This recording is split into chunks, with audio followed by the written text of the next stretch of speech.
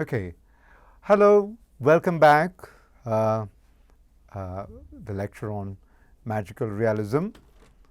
Let's get to the story straight away. A very old man with enormous wings. I call this lecture 2 Busting Fictional and Cognitive Monochromatism, a review of Very Old Man with Enormous Wings by Marquez, Gabriel Garcia Marquez.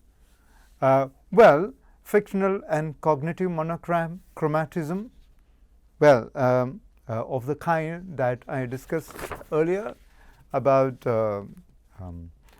being very rigid about reality, that which can be verified by senses alone can be true. If I don't see your goodness on your face, it does not exist. It can be as ridiculous as that. Okay. Okay. So without getting back to the our conversation in the previous lecture, let's get into the story straight away. A young couple live in an unknown space, an unknown history. Nobody, we don't know when. It begins like a folk story, typical in some space there, and time. So Pelayo, P-L-A-Y-O, and Elisenda, E-L-I-S-E-N-D-A, Elisenda. The couple, they get up in the morning only to experience roaring winds, gloomy sky, and rain, torrential rain, and they are on the seashore. And when they get up, they have a little infant, just a few months old. It seems she's running very high temperature. And Elisenda is, applying some Vicks of some kind on the baby. And Pelayo gets up, he goes out, he discovers that lots and lots of crabs have populated their front courtyard, and Pelayo and Elisenda really sincerely feel that the stench caused by crabs, the dead crabs, could be the reason for their daughter's temperature, high temperature. So anyway, the day looks gloomy and sad, and the description is so good that you feel the day is sad. You taste it, and you smell it. All sadness, and that's how the remarkable story begins. But that's not something more remarkable or marvelous is going to come now. What happens?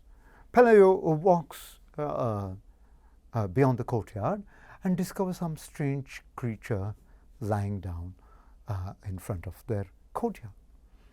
He goes there, and Elisenda also goes, and they look at him very, very carefully. Looks like an old man, emaciated for sure, with no tooth, bald head. But they also see him with wings, enormous wings, but they are not imposing. They're fragile, broken, looks broken, but more importantly, they look stuck in the mud. So Pelayo and Elisenda, initially surprised, but more and more they look more and more familiar they become with this old man or this magical creature. And what follows after that is very interesting. So this is the beginning, and the next part of the story is all about how the old man with enormous wings become famous in the neighborhood. For example, let me not go to the second part now, but just hinted the idea that the second part of the story, after this remarkable or marvelous introduction, is about how the old man with enormous wings, or the emaciated creature, and Elisenda and Pelayo become famous because of this creature's presence in their near the courtyard or chicken coop. Okay, but contrast this with a story like Robinson Crusoe. Elisenda and Pelayo, they both believe that he's a castaway from a shipwreck.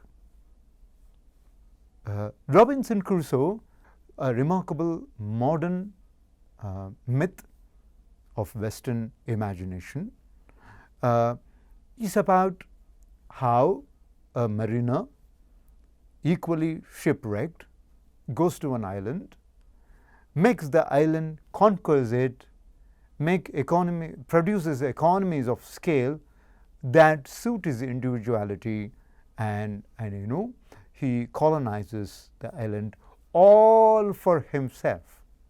That's the story of Crusoe. Here, contrast that with the old man who somewhat integrates with Elisenda and Pelayo and then become part of their life. Initially, he looked different, but ultimately he becomes integrated with the neighborhood, and the neighborhood comes in huge crowds and sees him. But for our purposes, this can also remind us of the freak show, because lots of people say lots of things about the very old man who looks differently.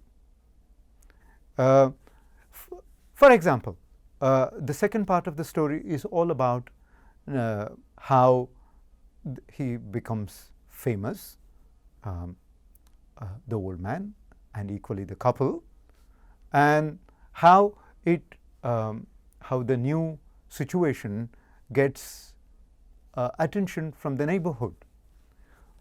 For example, take Father Gonzaga, Gonzaga. Father Gonzaga is a church priest. He hears about this, mysterious stuff. Then he comes. He shows himself. There's a lot of crowd waiting outside the couple's veranda, and the couple manages to build a fence, and he manages to cut through the fence and look at the creature, and he speaks in Latin something. The angel, the old man did not say anything. Then quickly he concludes, oh, he's not angel, he might be an impostor, a devil imposturing as angel. Why? Because he did not speak Latin. In some way, Marquez is making social commentaries about the presence of magical realism in the presence of all-powerful church in towns like this, where this kind of reality can be seen as the devil's display. But is he anti-Christian? No. that's not how stories, ordinary folk realities work. It's one among the many observations that happen in this hamlet. For example, a lot of people come to look for miracles to happen. And miracles do happen, but not in the expected way. What is the expectation? You expect, in a presence of a creature like this, you would expect a blind man to see, a lame to walk, and so on. Here, a blind man grows 3 new teeth. Well, that's not how you would expect a miracle on a blind to happen. Again, Marquez uses these presences to see public spaces as a place of expectations, and those expectations can be what they believe in: belief in miracle, belief in God, belief in social transformation, belief in building wealth, belief in moral culture, and many things. And many things compete with each other, and some succeed at some point, and some others don't succeed at some point. As simple as that. But they mishmash and come together to form a complex reality. So let's keep traveling. But the old man is not does not go without challenge, although he is just lying down like a poor creature among chickens. The miracle side of reality, he faces a challenge. For example, there is a young girl in the village. She goes to some festivity without the permission of her parents, and as a consequence, she's struck by lightning, and then eventually becomes a tarantula, a spider. So she looks like an enormous spider with a funny head and so on. And she becomes a competition to the old man. And now some of the neighbors and far away pageantries people come in the spirit of watching these two competitive freak show objects or freak show displays. And there's some kind of a competition happening. But things keep happening for years. So it starts on a fine morning, as a sad morning, sorry. But these things go on for years. In the years to come, what happens? Because of this freak show phenomenon and social hermeneutics about a strange-looking creature, tarantulas and others, Elisenda and Peleo slowly become rich. They suddenly discovered, "Arey yaar, this magical creature is anyway here. We are feeding him a little bit. Lots and crowds of people are coming, and they like." So what they do? Okay, if we want to have his glimpse in Indian cosmology, you can say darshan. If you want to have his darshan, you better pay for him. So they make a small payment. So they have to come. When they come, they have to make a payment. So they make a payment, and then and slow accumulation of these payments, they build an enormous house, big house. Now both the couple are no more poor people. they are rich, middle class people. Okay, so so as a consequence, what happens? Well, the old man, the creature with wings, let's call it that way, it's just becomes a nuisance, and in fact, Elisenda complains at one point that she's living in a hell full of angels, because wherever she turns, the creature seems to be there. It seems the creature is endlessly replicating himself. So the couple start treating him as nuisance. The story goes on and on and on. At one point in a year, after several years, the nuisance, that is the old man, who has made them gain enormous wealth, now he's seen, well, we got wealth. Now what is the big deal about his presence? I mean, I would recall Metamorphosis, earlier lecture here. Once your utility is over, you can be abandoned. The theme of abandonment in that lecture. Okay, when as they consider him nuisance and so on, but at some point when Elisenda is cutting veggies, and an ordinary, when she's living one of those routines, the old man tries to gain strength of his wings, slowly alights, gets up, and goes away into the horizon, and he does not come back at all. Right.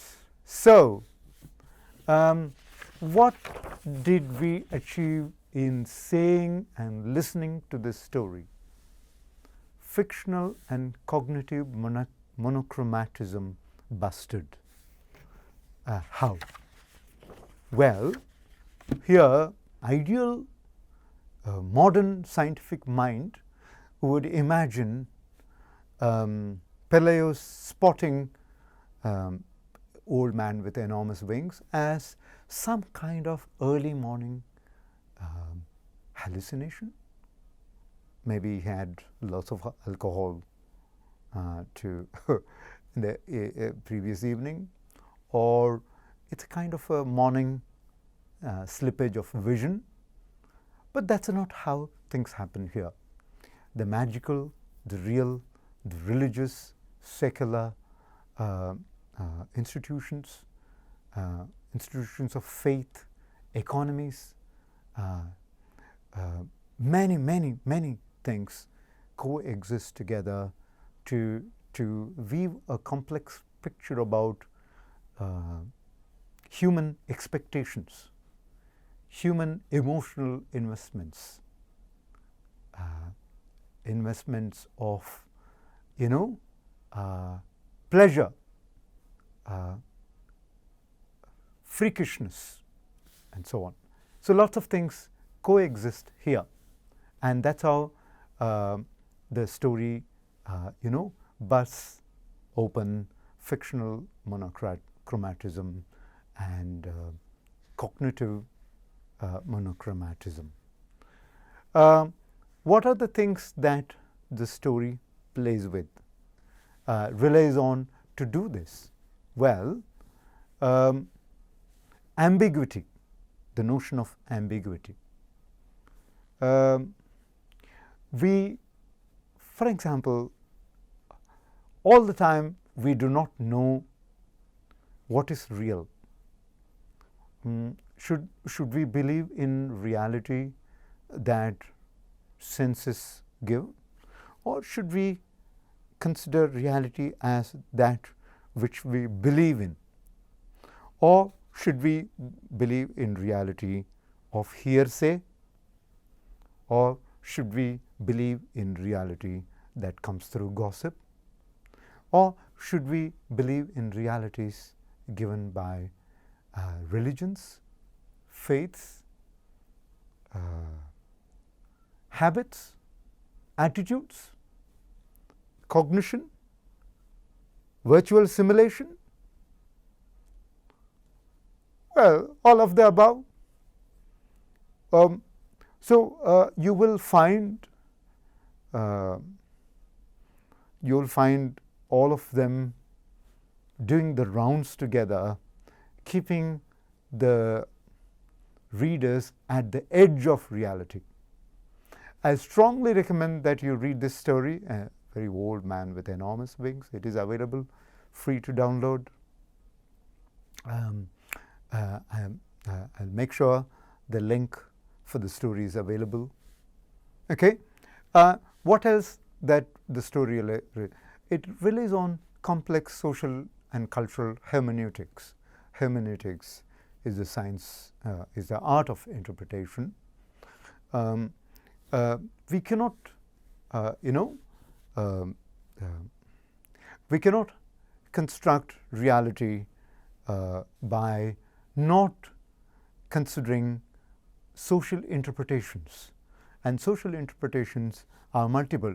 It depends on where you speak from.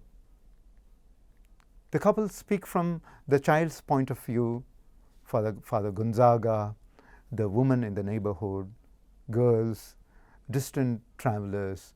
They all have their point of views, and they all contribute to the public space discussion. And there is always a negotiation happening. And that's how social hermeneutics work.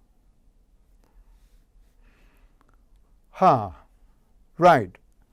There is this interesting critique you might consider to understand how the story fights is an example to fight intellectual statism or fictional monochromatism.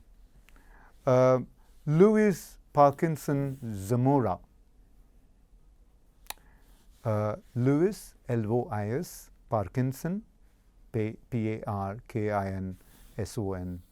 Zamora, Z-A-M-O-R-A. She comes with the notion of insubstantial selves. The critique, the notion insubstantial selves, it's not about the word insubstantial does not mean the person lacking self, lacking substance. On the other hand, it means that on our own psychological reality, we are hollow, we are incomplete. We need realities to strike us. We don't have to agree with everything around, but nevertheless, we have to be seeing, experiencing, and inheriting, chewing upon many realities so that our selves become substantial. Otherwise, we become insubstantial. So, in other words, if competing realities are not given fuller treatment or respect, then that fictional work can be reduced to, can be called intellectually staticized and cognitively monochromatic. All right, I'm more or less done, but let me read an interesting statement from Octavio Paz as a way of conclusion. We know that hunger to be other is always in our being, and that we will only be ourselves if we are capable of becoming other. We ask from art the secret of the change, and we seek in every work, whatever its epoch or style, that power of metamorphosis that constitutes the essence of the magic act. Octavio Paz, Octavio Paz, P-A-Z. Basically, Paz in this elegant word say, well, we gossip about others, we want to know about others because we crave to know about others. But we can, Octavio Paz is in sympathy with that, because we cannot be ourselves if we don't have this craving to know the other. But there are many ways to know about the other. One is the dismissive way. Oh yeah, what does he know? He's a lower caste. He's a black. He's non-intellectual. He's or he or she is not beautiful. She does not have intellect. She's dark. That kind of thing. The other is abjection. You know, they are poor, and therefore they are uncivilized. Abjection. The other is disgust. You know, he has leprosy. Therefore, you know, we have to keep away. That's one method. The other method is to, you know, seeing oneself reflected in the other, sculpting oneself in such a way that you borrow goodnesses from others, and so on. So, without such three-dimensional realities, our selves will remain insubstantial. Magic realism, with its three-dimensional realities, or even polyvalent realities, is bound to, you know, fulfill this gap. And more importantly, for our purposes, it, you know, removes or keeps away intellectual statism from our purview. Well, for both the lectures, I relied on reference, useful reference. I think, one second. It's a very nice book, Magical Realism and Literature, by Christopher Warnes, W-A-R-N-E-S. It's a Cambridge University. It's a kind of companion volume on magic realism. You might hugely benefit by reading a chapter or two from the book. All the best. Thank you.